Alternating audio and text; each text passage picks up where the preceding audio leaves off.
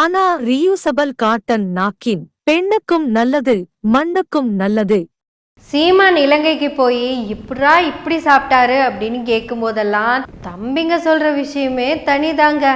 உடனே பெரிய புராணத்துல இருந்தெல்லாம் எக்ஸாம்பிள் எடுத்துட்டு வந்து சொல்லுவாங்க. சிவனடியார் வீட்டுக்கு வந்தாலே தலைச்சாம்புள்ளைய தலைய வெட்டி விருந்து வச்ச பரம்பரடா நம்மெல்லாம். அடியார்கள் வந்ததுமே விதை நல்ல எடுத்து அவிச்சு கொடுத்த பரம்பரடா நம்மெல்லாம்.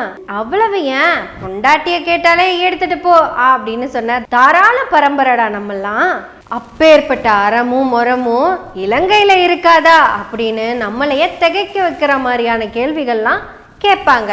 அதனாலதான் ஏவுகணையே விழுந்தாலும் எந்திரிச்சு போய் மீனை பிடிச்சிட்டு வந்து சீமானுக்கு ஆமக்கறி சமைச்சு கொடுத்ததா சொல்லுவாங்க. அப்பேற்பட்ட பரம்பரையில வந்த தமிழ் தேசியத்தை சேர்ந்த உங்க அண்ணன், அதாவது நான் எங்க போனாலும் தின்னுக்கிட்டே தான் இருப்பேன் அப்படின்னு சொல்றேன் நான், உங்க அண்ணன் எனக்கு விருந்து போடலைன்னா நீ உசுரோட இருக்கிறதுக்கு லாய்க்கே இல்லை அப்படின்னு சொன்ன உங்க அண்ணன், உங்க நாட்டுல போர் நடந்தா என்ன வேற என்ன நடந்தா எனக்கு என்ன, எனக்கு சோறு போட்டே ஆகணும்னு அக்கப்போர் பண்ணிட்டு இருந்த உங்க அண்ணன், அப்பேற்பட்ட உங்க அண்ணனை பாக்குறதுக்கு ஒரு சிறை பறவை நேரா உங்க அண்ணன் வீட்டுக்கு தான் பறந்து வந்துச்சு.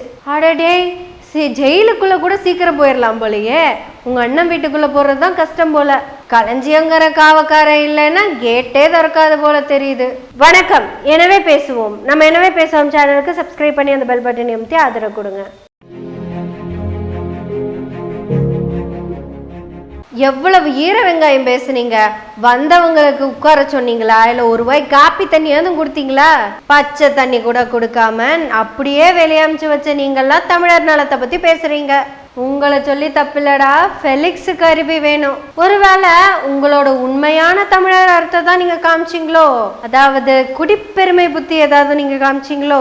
குடிப்பெருமை புத்தியை தான் நீங்க காமிச்சிங்கன்னா நேத்து பண்ணது நீங்க சரிதான். இவனுங்க வச்சிருக்கிறதெல்லாம் அறமாமா, குப்பையல்ற முறமே தேவையில்ல. சரி, நம்ம அக்கா கிட்ட போயிடலாம்.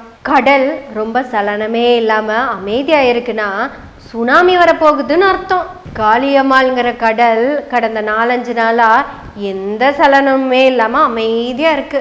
பொதுவா எங்க கடல் காளியம்மாள் எப்படி என்ன தெரியுமா பண்ணுவாங்க? எப்பவுமே பாண்டிச்சேரி பீச் மாதிரியே தான் இருப்பாங்க. அதாவது சுத்தி கல்ல போட்டிருப்பாங்க, அலை வந்து அந்த கல்லு மேல அடிச்சு சல சல சலன்னு சவுண்டு வந்துகிட்டே இருக்கும். அந்த சத்தம் ஒரு நாளும் நின்னது கிடையாது கடந்த 10 வருஷத்துல. சீமானே, பீச்சோரமா தான் குடியிருக்கிற, சுனாமி கவ்விட்டு போயிட போகுது. நிறைய பேரு சொல்றாங்க காளியம்மாள் காவியம்மாளா ஆவாங்களா இல்ல காவியமா ஆவாங்களான்னு எல்லாம். சில பேர் சொல்றாங்க என்னதான் மீனை பிடிச்சாலும் இலையில வச்சுதான் சாப்பிடுவாங்கன்னு சொல்றாங்க. ஆனா காலையில உதயிற சூரியனை சுத்தமா பிடிக்காதாமா காளியம்மாளுக்காக்கு அப்படின்னே இவங்க தான் பேசிட்டு இருக்காங்க. ஆனா கடற்கரையோரமா இருக்கிறவங்க உதயத்தை தானே முதல்ல பார்ப்பாங்க அப்படின்னு நம்ம பக்கத்துல இருந்து நம்மளும் ஒரு விட்ட போடுவோம். அதுக்காக காளியம்மாளக்கா உங்களை உதயத்தை நோக்கி வாங்கன்னு கூப்பிடல. நான் தான் ஏற்கனவே சொல்லியிருக்கேனே, நீங்க ஆரம்பிக்கிற நாத்தாமாக்கால நானும் வந்து இணைகிறேன்னு. அதை விட்டுட்டு தாவேக்கா பக்கமெல்லாம் போயிடாதக்கா, அப்புறம் அவ்வளோதான். ஏன்னா நீங்க தாவேக்காக்கு போனாலும் சரி, இலையில சாப்பாடு போட்டு சாப்பிட்டாலும் சரி, அங்கேயும் வாய் வைக்கிறதுக்கே இந்த சீமான் வந்துடும். ஏன்னா இது ஏற்கனவே வாய் வைக்காத இடமே எங்கேயுமே இல்லை, இனி அங்கேயும் வந்துடும் பாருங்க. மறைமுகமா வாங்குற காசு நேரடியா வாங்குறதுக்கு நீ வந்துருவாரு. அக்கா நீங்க அங்க உட்காந்துருந்தீங்கன்னா உங்களுக்கு தாங்க ஆபத்து. அப்புறம் காளியம்மாளக்கா என்ன சாதாரண பெண்ணா? நீங்க எந்த கட்சிக்கு போறதுக்கு முன்னாடியும் மக்கள் பிரதிநிதியா தான் இருந்திருக்கீங்க. அதுதான் மயிலாடுதுறையோட மவுச பார்த்தோமே. உங்க பேரவே சொல்லல, ஆனா சீமானாலே அந்த இடத்துல பேசவே முடியலையே. உடனே புகஞ்சது பார்க்கணும் கையலோட வாயிலிருந்து அப்படின்னு. ஏன் புருஷனை பேச விடாம பண்ணது இந்த கூட்டம். காளியம்மாளுக்கு என்ன அம்புட்டு மவுசா? கயல்விழிக்கே இல்லாத பெருமை காளியம்மாளுக்கு எதுக்கு? உடனே அக்காத்த மசர சுருட்டி கட்டிட்டு சீமான செருப்புல அடிச்சிருக்கும் போல தெரியுது. அதனாலதான் சீமான் பொறுப்பா பேசியிருக்காரு ஆடியோல, என் பொண்டாட்டியோட மசுறு பக்கத்துல காளியம்மாள் பிசுறுதான்.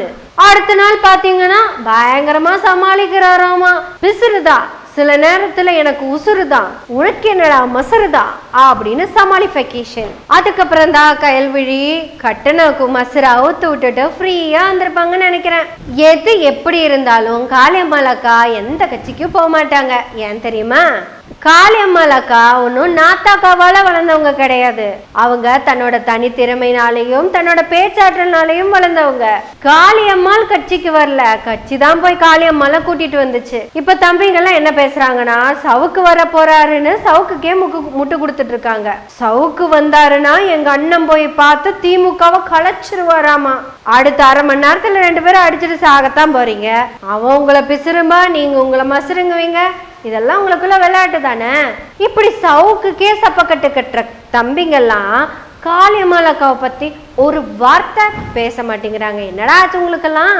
நாம் தமிழர் யூடியூப் கட்சியை சார்ந்து இருக்கிற ஒட்டுண்டி யூடியூபர்களே, உங்க யூடியூப்ல ரொம்ப பிரபலமா பேசிட்டு இருந்த காளியம்மாள் அக்காவை இப்ப தள்ளி வச்சிருக்காங்க. அத பத்தி என்ன ஏதுன்னு பேசுங்கடானா, சவுக்கு வர போறாரு, எங்க அண்ணன் சப்போர்ட் பண்ண போறாரு, 2 பேரும் அடிச்சுட்டு பிரிய போறாங்க அப்படின்னு பாடினா உங்களுக்கெல்லாம் பொறுப்பு இருக்குதானே? அப்புறம் உங்களையெல்லாம் பிசுறு மசுறு நல்லா சொல்லாம கொசுறுன்னு சொல்லுவார் உங்க அண்ணன். அட, நம்ம காளியம்மாள் அக்கா உங்க கட்சிக்காரங்க, உங்களுக்குள்ளேயே இருந்தவங்க, உங்களுக்காக பேசினவங்க, அவங்களுக்கு என்னாச்சுன்னு போய் பாருங்க. சாட்ட போன மீட்டிங்ல எட்டி கூட பார்க்கல. இந்த உட்கட்சி சம்பவத்தை எல்லாம் பார்த்து ரசிக்கிறதோ இல்ல ஆராயறதோ பண்றதை விட்டுட்டு, சவுக்கு வர போறாரு, எங்க அண்ணன் சப்போர்ட் பண்ண போறாரு, இதுதான் நாத்தாக்காவோட முடிவு. அட, பாட்டையாவது சொந்தமா பாடி தொலைங்கடா. எங்க பாட்டை ஏண்டா திருடுறீங்க? எனக்கு தெரிஞ்சு உங்களுக்கு டிஎம்கே பாட்டும் ஏடிஎம்கே பாட்டும் தான் சோறு போடுதுன்னு நினைக்கிறேன். சோறுனாலே ஓடுறவங்க தானே அவங்க. நீங்கெல்லாம் சீமான் மாதிரி ஓடுங்க. எப்ப பார்த்தாலும் சோறுன்னு சோறுன்னு இல்லாம போயிட்டீங்களேடா. காளியம்மாள் அக்காவை நாங்கெல்லாம் ஒரு காவியமா தான் பார்த்துட்டு இருக்கோம். காவியாகாம பார்த்துக்கோங்கப்பா அப்படின்னு சொன்னா நீங்களே சிரிப்பீங்க. ஏன்னா நீங்களே வீட்டின் தானே. அப்புறம் மிஸ்டர் சீமான், தமிழர் அறம்னு ஒரு 40 பக்கம் புக்கு இருக்கு. அதுல என்ன தெரியுமா போட்டிருக்கோம்? வீட்டுக்கு முன்னாடி ஒரு திண்ணை இருக்கும். அதுல அந்த வழியா போற யாரு வேணாலும் வந்து படுத்துக்கலாம். விரோதியே வீட்டுக்கு வந்தாலும் அவனை விருந்தாளியா பாக்குறது தான் தமிழர் அறம். ஆனா விருந்தாளியா வந்தவனை வெறுங்கையால் அனுப்புறியே.